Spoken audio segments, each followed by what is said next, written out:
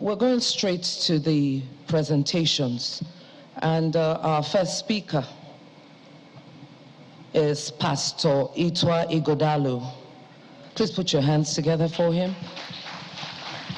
Pastor Ighodalo is a pastor, an accountant, a thinker, a social reformer, and a writer.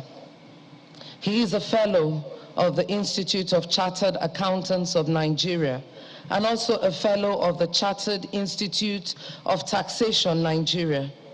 He's a member of the Nigerian Institute of Management, a member of the American Society of Industrial Security, and a member of the American Institute of Management. Pastor Ighodalo is the chairman, FAMAD Nigeria PLC, the chairman, NSIA Insurance.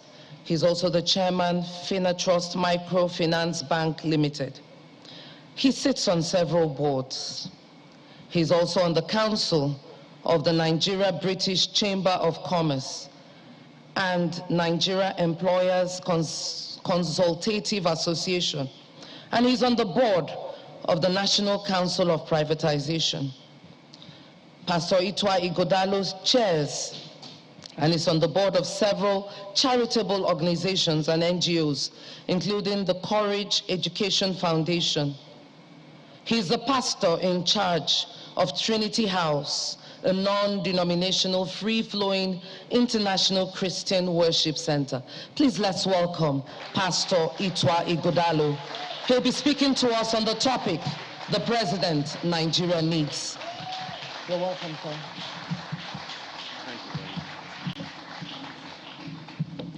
Thank you very much. I am delighted to be here this morning to speak on what Nigeria needs and the President Nigeria wants. And it's a topic I'm very, very passionate about, and I have been given 25 minutes to speak about it. So I'll speak for about 4 or 5 hours, and then I will take an offering. I am delighted to be back in Port Harcourt.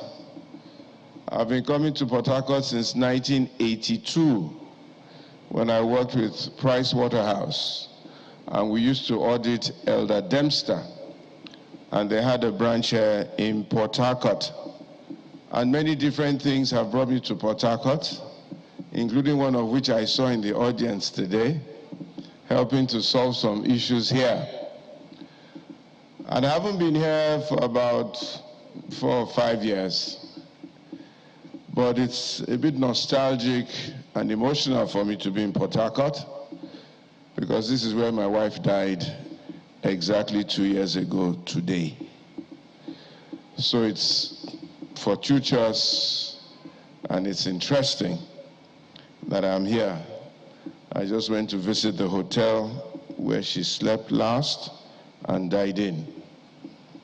So I want to thank you for making it possible for me to be here, and then just to observe all the protocols so that we do not spend too much time observing protocols.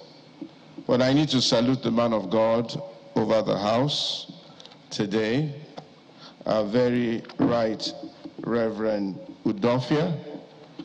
May the Lord bless you and keep you.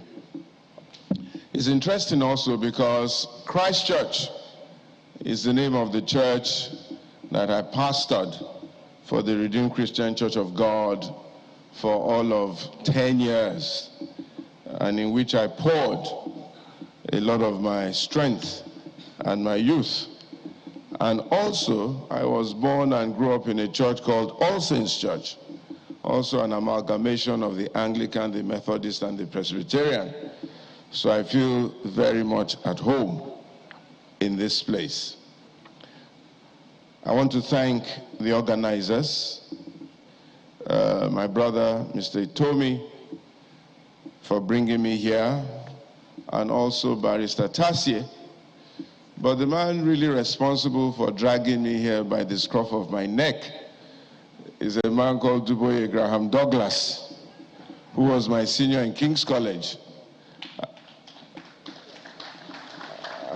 and my brother's classmate with his wife, who is also the wife, my governor's wife's sister. You know, in King's College, if your senior orders you, you have to obey for the fear of Duboye.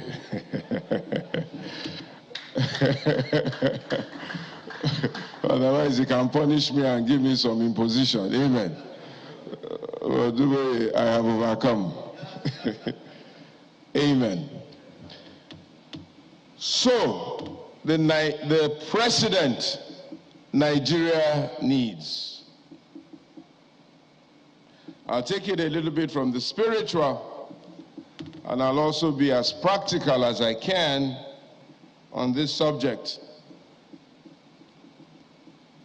There's a scripture that says, if the foundation be destroyed, Proverbs, Psalm 11 verse 3, what can the righteous do?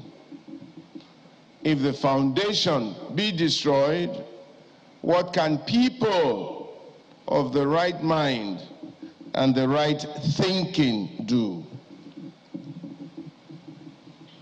The way Nigeria is presently structured, it will be almost impossible. And I'm sorry, they're trying to get it to work, and if they do, you'll be able to probably enjoy this presentation better.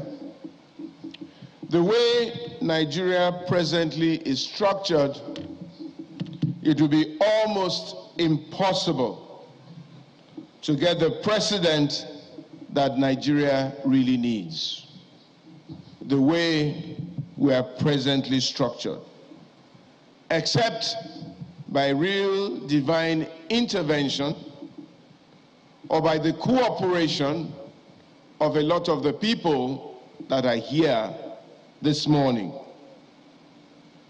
Our previous colonial masters have laid a solid foundation to make sure that it never happens.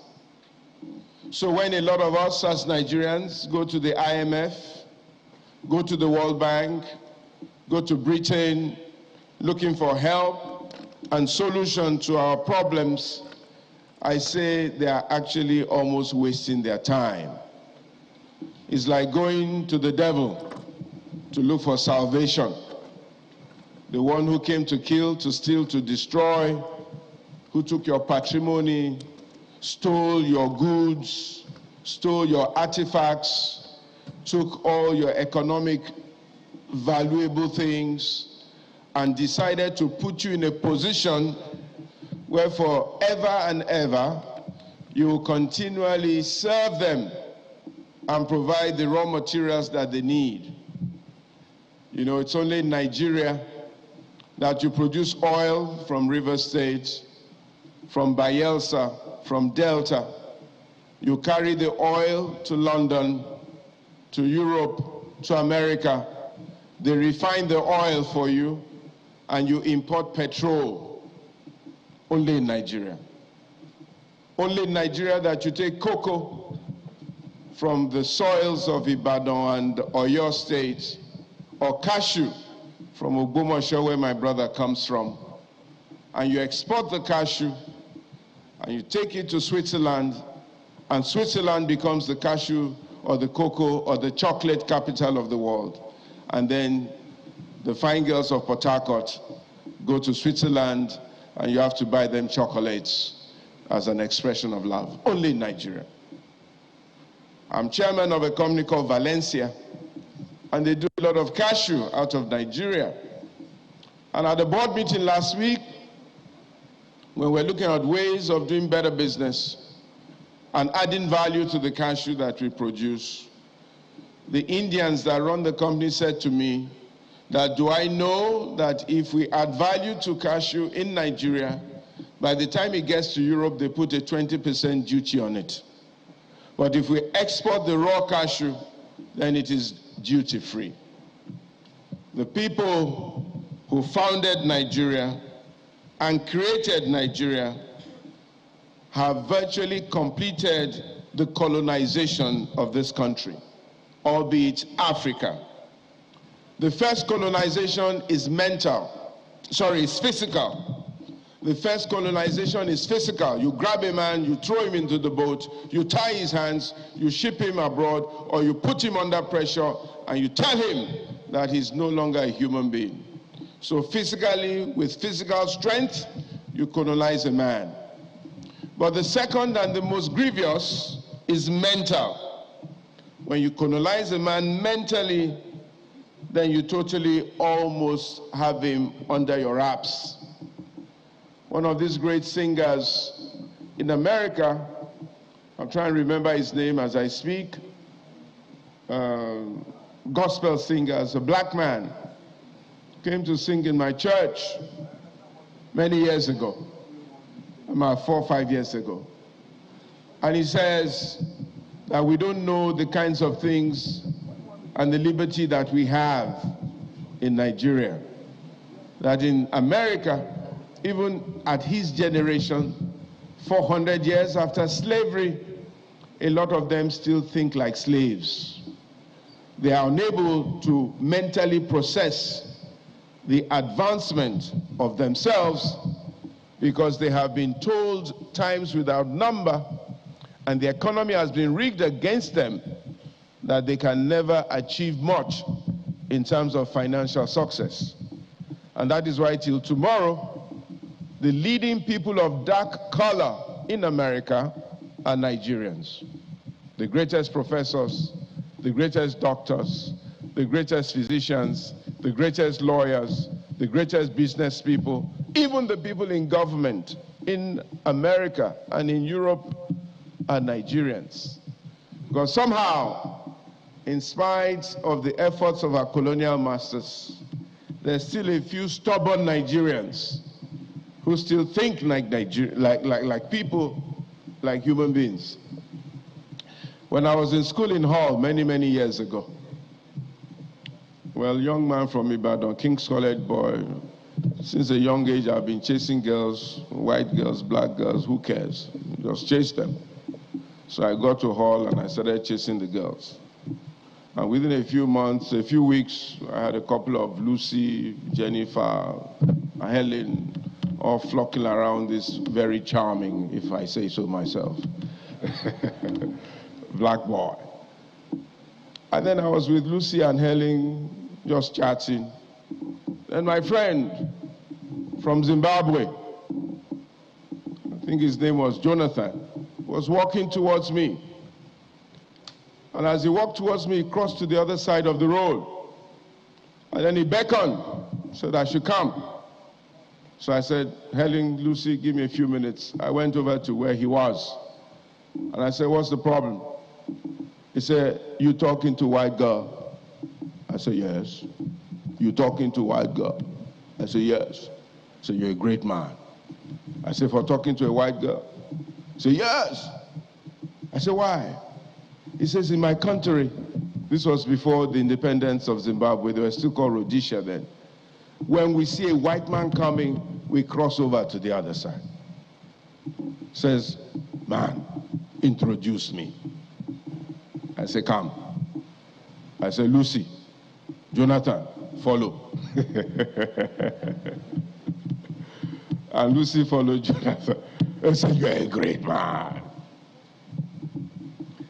The colonization that's most critical is the colonization of the mind.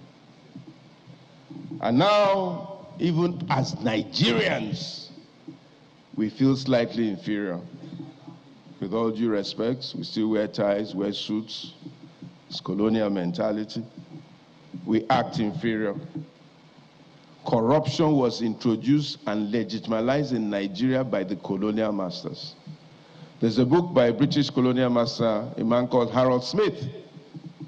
If you are able to Google and get a copy of that book to tell you how the British institutionalized corruption in Nigeria, rigged the elections, rigged the census, rigged the allocation, rigged the space that we have, and ensured that the wrong kind of people became leaders in Nigeria. Whenever a man was brilliant, when he was bright, when he was disciplined, they put him down. When they could easily corrupt him and get him to steal government money, they pushed him up, both in the service and in the politics. We believe our politics is dirty. We run a politics of money. And that's why my friend was a little bit surprised when they ran the APC elections and they didn't vote for competence, but they voted for money. We don't trust ourselves. We believe we're each other's problem and enemy. And unless our group is in power, we have been marginalized. Our colonial masters laid a solid foundation. This is what Lord Frederick Lugard said in 1914. In character and temperament, the typical African of this race type is happy, thriftless, excitable, lacking in self-control, discipline, and foresight, naturally courageous, naturally cautious and polite, full of personal vanity, with little sense of veracity, fond of music, loves weapons as an Oriental loves jewelry. His thoughts are concentrated on the events and feelings of the past, and he suffers little from apprehension of the future or grief from the past. This is what Lord Macaulay said on the 2nd of February, 1835, one of our colonial leaders. I have traveled across the length and the breadth of Africa. I have not seen one person who is a beggar, 1835. I have not seen one person who is a thief. I have not seen one person in this country that has high moral values.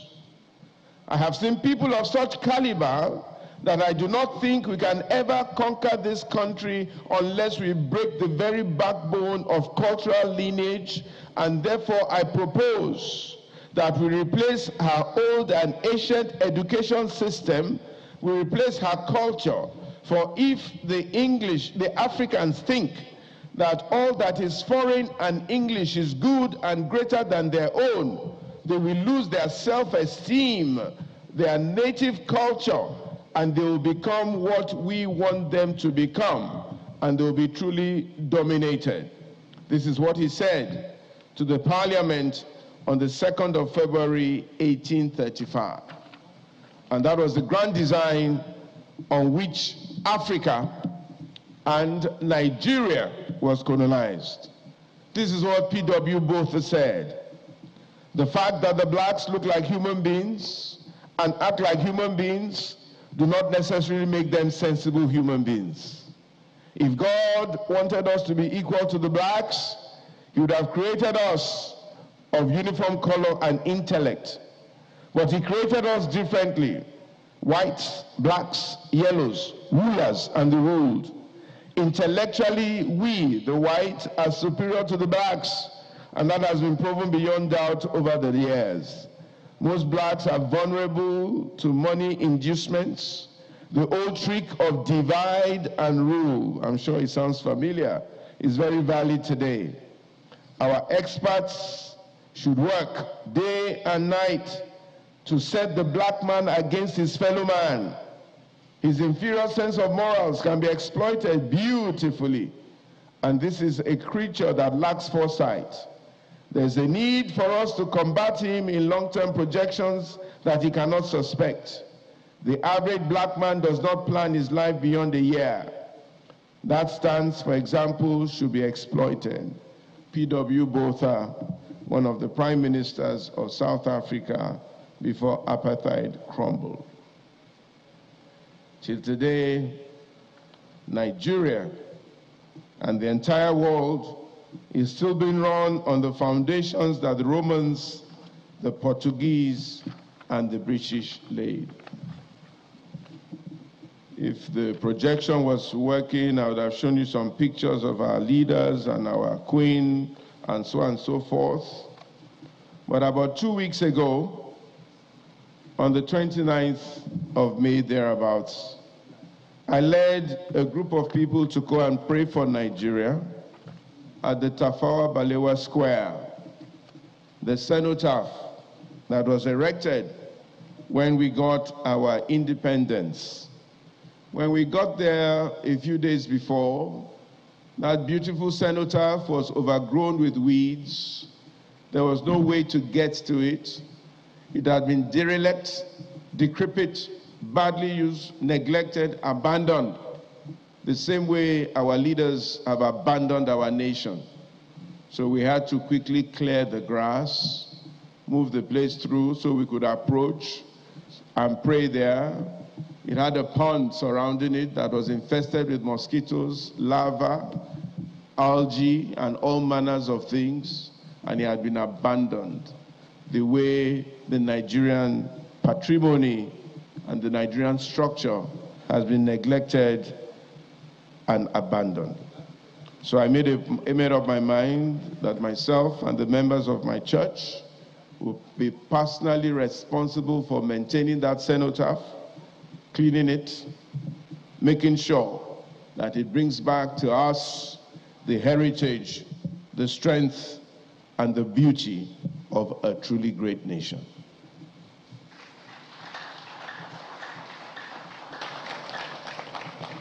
Nigeria is one of the greatest nations in the world. We have everything. We have gold, coal, manganese.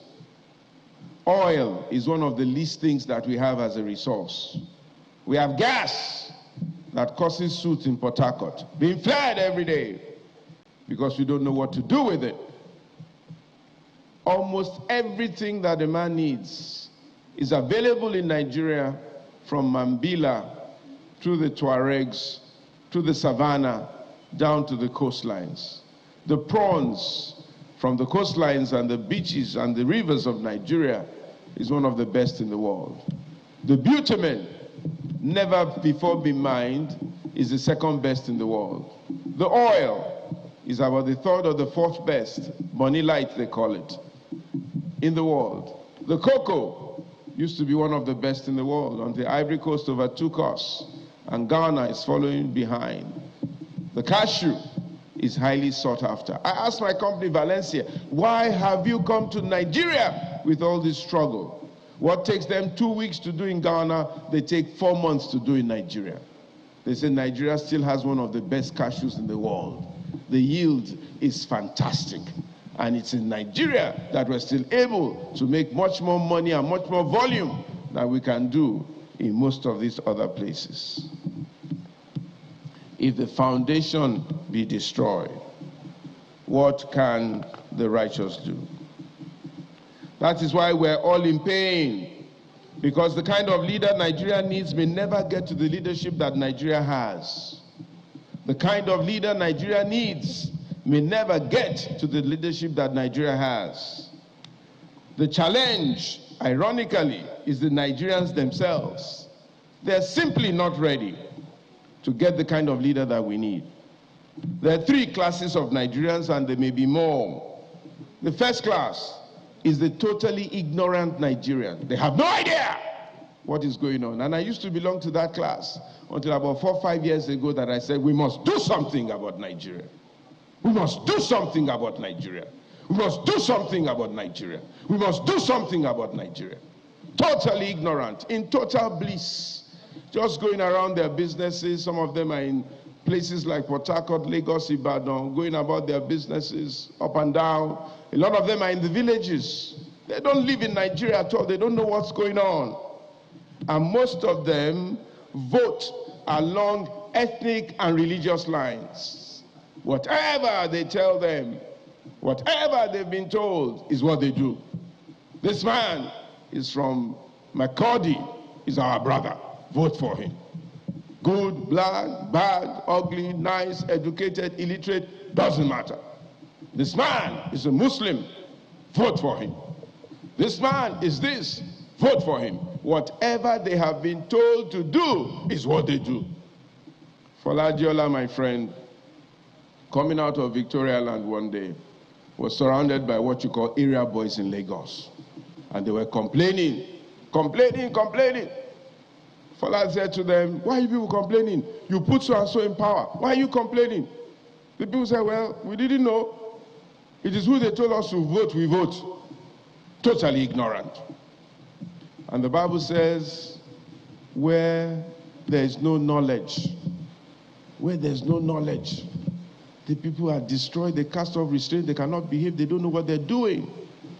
And ignorance has been weaponized in Nigeria to make sure that the people are put in perpetual ignorance. It's a deliberate policy of those who have ruled this country in the past, and I have evidence to prove it.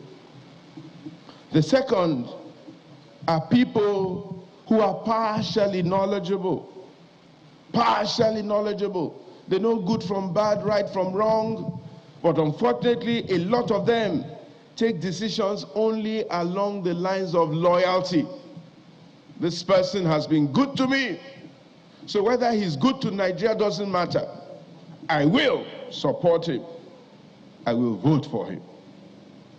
And politicians are a mixture of one and two. They deal with ignorance.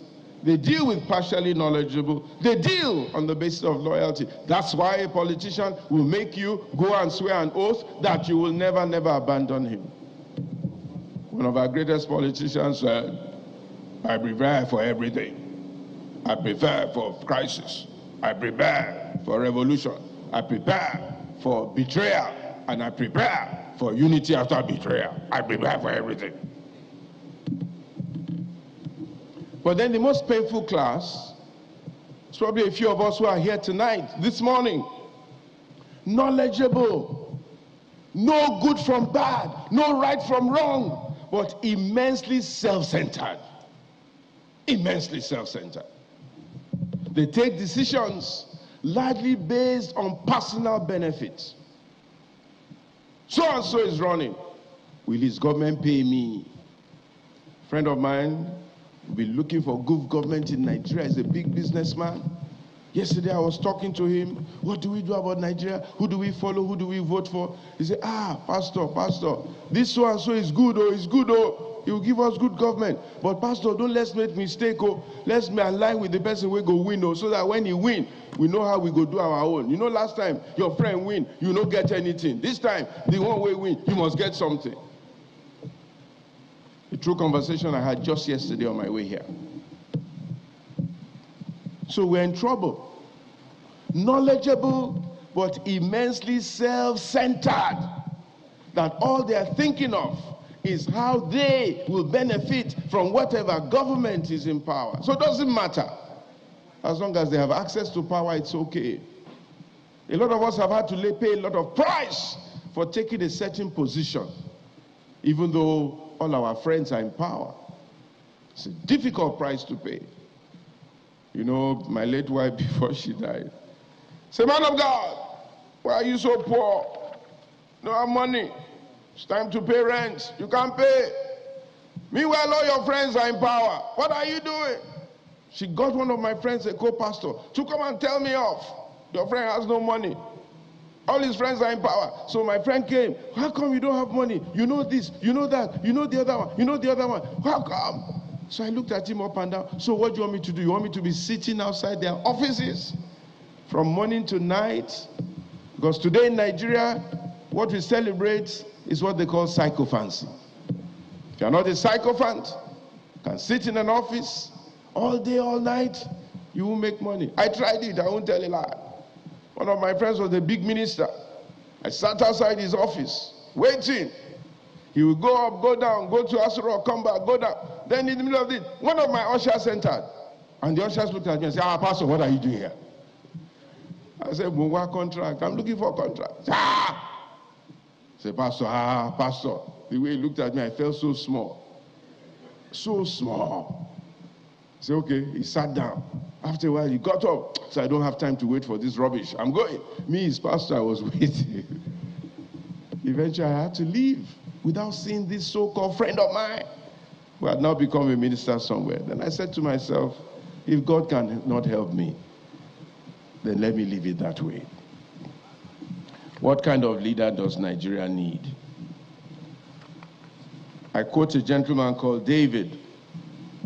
The Bible tells us that the people went to David and they said to David, "You be captain or shepherd over us." The people went to David where he was hiding. They went to him in Hebron where he had gone to just hide his head after Saul had died. He said, "You be captain over us." He said, "Why should I be captain over you?" He says, "When Saul was king, you were the one that led us out and brought us in. You are the one that the Lord has said, 'Feed my people Israel, and you shall be shepherd over them.'" They said to David, "You are one of us. You know us. You understand us. We are one. We have worked. You know what to do. You have a relationship with God. Your purpose aligns with our destiny as a nation. You understand the job. Be shepherd over us." The people identified the qualities that were needed in a leader. And a lot of us in Nigeria still refuse to identify those qualities. And therefore, we're getting the leaders we deserve and not the leaders we need. And David therefore wrote his manifesto. And you found his manifesto in Psalm 23, a psalm of David. "The Lord is my shepherd, I shall not want. He maketh me to lie down in green pastures. He leads me along the paths of righteousness for his name's sake." What are the qualities of leaders that Nigeria wants? A leader that has the knowledge and the fear of God. If there's any leader today who does not know God, is not born again, does not have the knowledge and the fear of God, he cannot be your leader. Number two, visionary, knowledgeable, exposed, a servant leader. Visionary, knowledgeable, exposed, a servant leader. A guy called Lee Kuan Yew, because of his vision, his exposure, took a little backwater country like Singapore and transformed it from third world to first world in 40 years. A leader that is provisionary. David says, "You will not want if I am your shepherd." Sheikh Al Maktoum, the leader of Dubai, says, "I go everywhere to see what people have, and I bring it back home to provide for my people." I go everywhere. When I see a Disneyland that's fantastic, I bring it back home. When I see a hotel that's beautiful, I bring it back home. When I see a building that's wonderful, I bring it back home and I give it to my people. I bring it back home and I give it to my people. How many leaders of Nigeria have gone anywhere to see anything? One of our leaders from this part of Nigeria went to Dubai. He was boasting, "Dubai is such a beautiful place." What did you do with your own state? A leader that has direction with capacity. Leader that has direction with capacity. He maketh me to lie down in green pastures. A leader that is compassionate, passionate and caring for his people. He restoreth my soul. Sheikh Al Maktoum says, a president's job is to make his people happy. A president's job is to make his people happy. How many presidents of Nigeria have ever tried to make their people happy? How do I make my people happy? The man goes up and down Dubai every day, just checking on the welfare of his people, ensuring that his people are happy. He's making his money, no doubt. His palace is humongous, but his people are happy.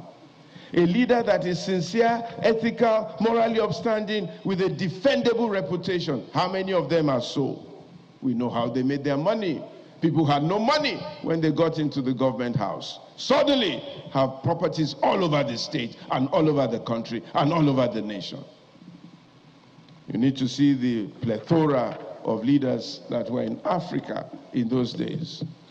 People like Idi Amin, people like al-Bashir, people like Robert Mugabe, who was fighting wars for many years and became one of the wealthiest leaders before he left.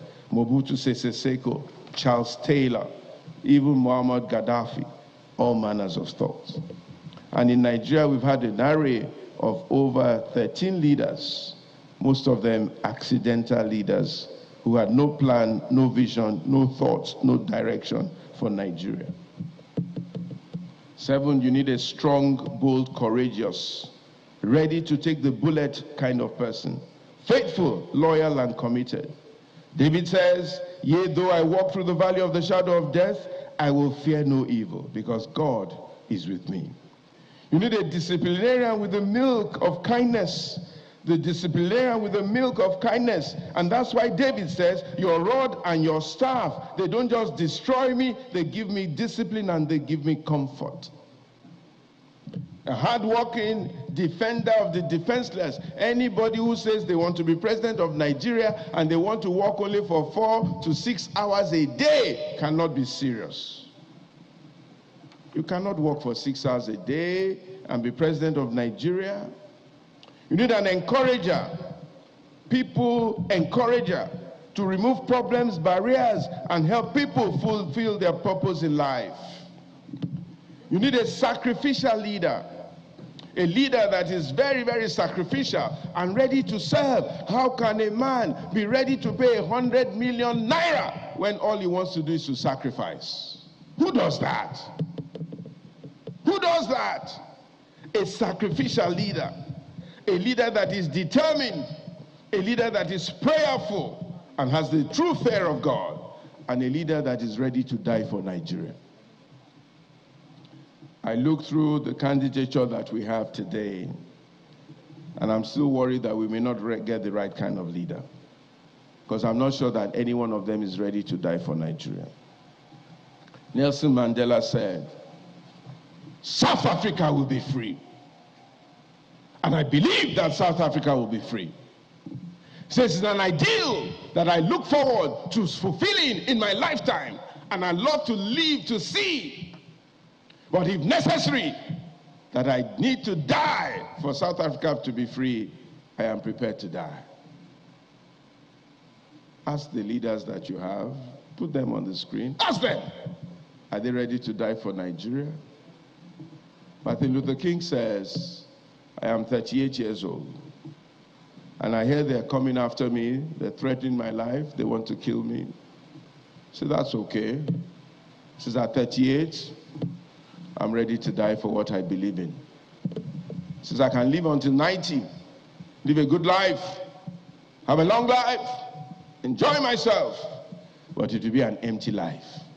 He says, whether you die at 38 or you die at 90, you will die anyway. So why don't you die for what you believe in? Why don't you die for what you believe in? And make sure that your life has been worth living. A few weeks later, they shot him and they killed him. The night before he died, he says, I have been to the mountaintop. I have seen the promised land. I may not get there with you, but I know that one day you will all get there. The next day, they shot him and they killed him. Today, there's a public holiday in the name of Martin Luther King Jr. Everybody talks about Martin Luther King Jr., but many people who lived until they were 90, nobody remembers them. We may not get the leader that we want unless we do what we need to do. And I'll just take 2 extra minutes to tell what I think we should do. Because a lot of you are here, and if you work hard, you can give us the leader that we want. We need to agree and unite. Nigerians are not united for anything. Psalm 133, you have to agree and unite. You know what is right. It doesn't have to be your benefit. It doesn't have to be for you and you alone. Agree and unite. If Nigeria is good, it will be good for all of us. We need to be focused on what we want. We need to be strategic. We need to speak out. We need to be blameless. We need to get involved in this thing called politics. You cannot sit on social media doing politics, talking in beer parlor, talking at polo club, talking all over the place, just talking and complaining. Get involved in this thing and prove yourself that you want to be there. You have to be pray without ceasing. We can only get the Nigerian leader that we want if you all looking at me and listening to me decide that this is the person you want. And you're ready to walk actively towards it and make sure that nothing will stand in your way. Albert Einstein says, the world will not be destroyed by those who do evil, but by those who watch them without doing anything. Ladies and gentlemen, the choice is yours.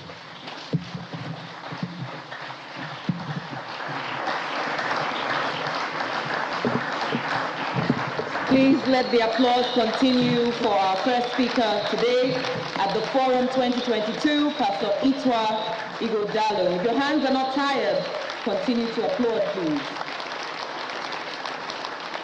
He spoke to us about the leader Nigeria needs, the leader Nigeria wants. Please, you may be seated comfortably. Sir, we say thank you. Thank you.